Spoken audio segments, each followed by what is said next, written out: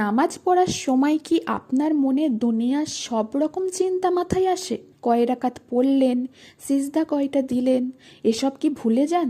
তাহলে জেনে রাখুন, আপনার পাশে এই মুহূর্তে একটা শয়তান দাঁড়িয়ে আছে। আসসালামু আলাইকুম।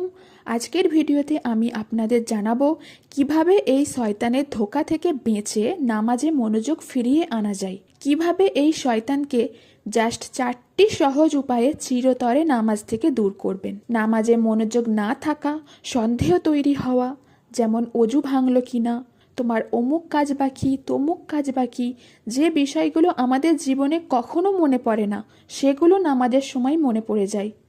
এইগুলোই হলো শয়তানের ধোঁকা, যা দিয়ে নামাজে মনোযোগ নষ্ট হয়ে যায়।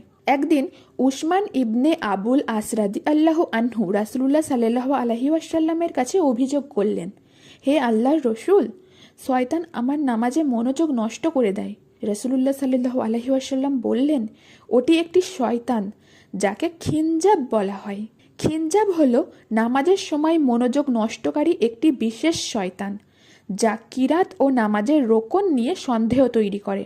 যখন তুমি তার উপস্থিতি অনুভব করবে, তখন আল্লাহর নিকট তার থেকে আশ্রয় প্রার্থনা করবে, আউযু বিল্লাহি মিনাশ শাইতানির রাজিম, এবং বাম দিকে থুতু ফেলার ভঙ্গি করবে, মানে থুতু না বের করে বাতাস ছাড়বেন, থু থু, এইভাবে। নামাজের মধ্যে শয়তানের ধোঁকা থেকে বাঁচতে এই আমলগুলি করবেন। 1. অজু করার সময় থেকেই মনোযোগ ধরে রাখার চেষ্টা করবেন। অজুতে শয়তানের ধোঁকা কম হলে নামাজেও মনোযোগ থাকবে। 2. সূরা ফালাক এবং সূরা নাস পাঠ করবেন। এই সূরাগুলোতে কুমন্ত্রণা দানকারীদের অনিষ্ট থেকে আল্লাহর আশ্রয় চাওয়া হয়েছে। 3 নম্বর হলো জিকির। শয়তান আল্লাহর জিকির থেকে পালাই। আমরা যে কোনো জিকির আমাদের জীবনের অন্তর্ভুক্ত করে নিতে পারি, যেমন লা ইলাহা ইল্লাল্লাহ, সুবহানাল্লাহ, আলহামদুলিল্লাহ, আস্তাগফিরুল্লাহ, আল্লাহু আকবার। তাহলে আমাদের উচিত হলো বেশি বেশি আল্লাহর জিকির করা। শয়তানও পালিয়ে যাবে এবং শয়তানের কুমন্ত্রণাগুলোও দূর হয়ে যাবে। শয়তান দূরে থাকলে ইবাদতের দিকে আসতে মন চাইবে। শয়তান আসবে আবার পালাবে, এটাই তার কাজ। আর আমাদের কাজ হলো আল্লাহর কাছে সাহায্য চেয়ে নামাজ চালিয়ে যাওয়া। 4 নম্বর হলো নিশ্চিত বিষয়টি ধরে রাখা। যদি মনে হয় রুকু করেছেন কিনা সন্দেহ হলে যেটা নিশ্চিত সেটি ধরুন। রুকু করিনি এটা ধরে নিয়ে। সন্দেহ হলে নিশ্চিত বিষয়ের উপর আমল করতে হবে। 3 নাকি 4 রাকাত, এক্ষেত্রে 3 রাকাত ধরেই শেষ করতে হবে নামাজ।